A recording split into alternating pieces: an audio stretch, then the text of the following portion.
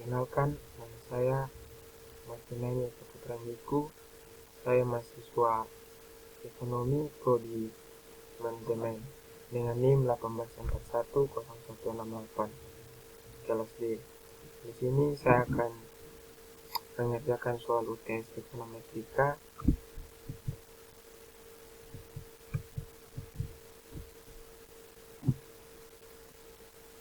untuk contoh kasusnya. Di sini saya memakai data mahasiswa akan meneliti apakah terdapat pengaruh waktu belajar terhadap IP mahasiswa saat kuliah. Baik, untuk alternatif judulnya pengaruh waktu belajar terhadap IP mahasiswa saat kuliah. Untuk rumusan masalah, apakah terdapat pengaruh antara waktu belajar terhadap IP mahasiswa? Untuk hipotesisnya, terdapat pengaruh antara waktu belajar terhadap IP mahasiswa. Untuk kriteria penerimaan hipotesisnya, A0 tidak terdapat pengaruh waktu belajar terhadap IP mahasiswa.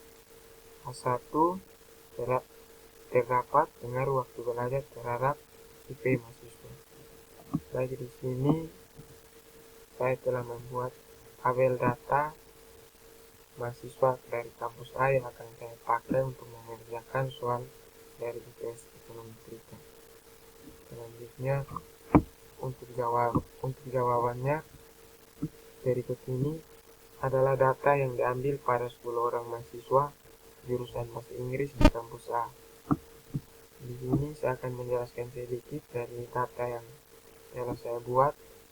Saya sudah memakai dari X variabel, Y, X kali Y, X kuadrat, Y kuadrat, X kuadrat dikali Y kuadrat. Untuk hasil dari X, saya mendapatkan hasil sigma X sama dengan 9. Untuk hasil Y, saya mendapatkan hasil sigma Y sama dengan 30,8. Untuk X kali Y, saya mendapatkan hasil sigma XY sama dengan 95,1. Untuk X kuadrat, saya mendapatkan hasil sigma X kuadrat sama dengan 97. Untuk Y kuadrat, saya mendapatkan hasil sigma Y kuadrat sama dengan 101,6. Untuk X kuadrat dikali Y kuadrat, saya mendapatkan hasil sigma X kuadrat dikali Y kuadrat sama dengan 1165,17. Untuk persamaan regresinya, saya memakai rumus Y topik sama dengan A ditambah BX. Untuk datanya, A sama dengan 1,78 ditambah untuk data BX 0,45X. Di sini saya sudah mengerjakan. Saya akan menjelaskan sedikit dari B. Saya memakai rumus N sigma XY dikurang sigma XY dikali sigma Y dibagi N sigma X kuadrat dikurang dalam kurung sigma X kuadrat. Untuk hasilnya saya mendapat B sama dengan 57,8 dibagi 129 sama dengan 0,45. Untuk A-nya, A sama dengan sigma Y dikali sigma X kuadrat dikurang sigma X dikali sigma Y dibagi N sigma kuadrat dikurang dalam kurung sigma X kuadrat. Untuk hasil dari A sama dengan 229,7 dibagi 129, saya mendapatkan hasil 1,78.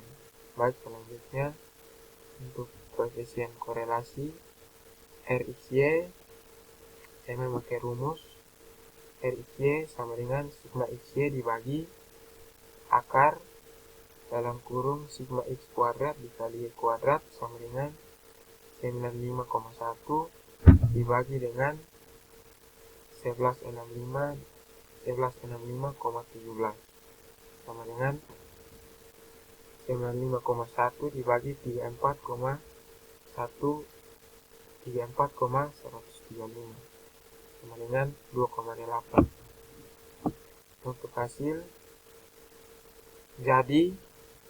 Untuk hasilnya nilai koefisien korelasinya adalah 2,8 atau RIC-nya sama dengan 2,8.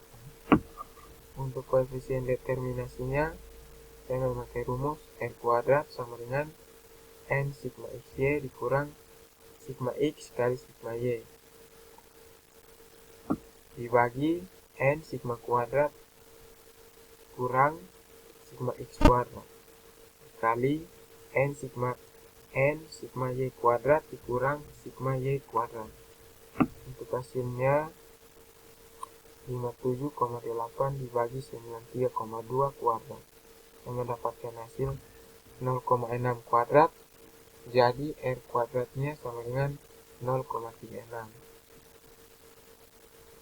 Untuk pengajian hipotesisnya H0 tidak terdapat pengaruh waktu belajar terhadap IPK mahasiswa saat kuliah.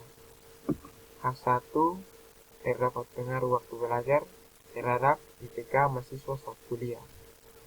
Selanjutnya, digunakan tingkat signifikansi 5%, pengujian 2 sisi, dan derajat kebebasan.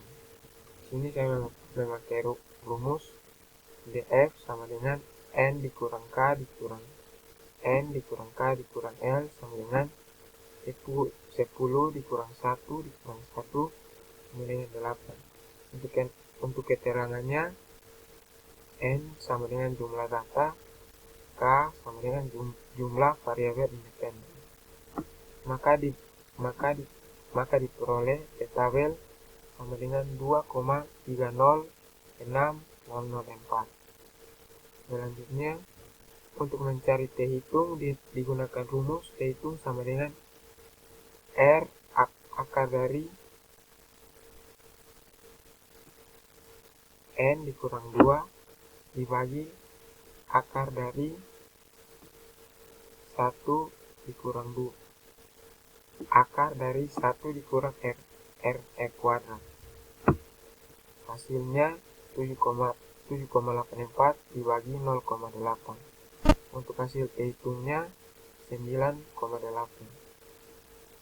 Karena T hitung lebih besar atau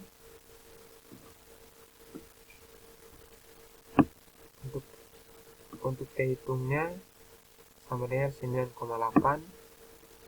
Karena T hitung lebih besar dari T tabel, maka HO-nya diterima.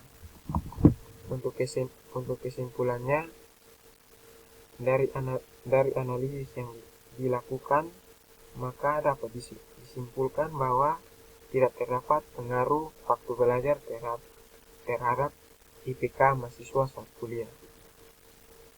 Baik, sekian dan terima kasih.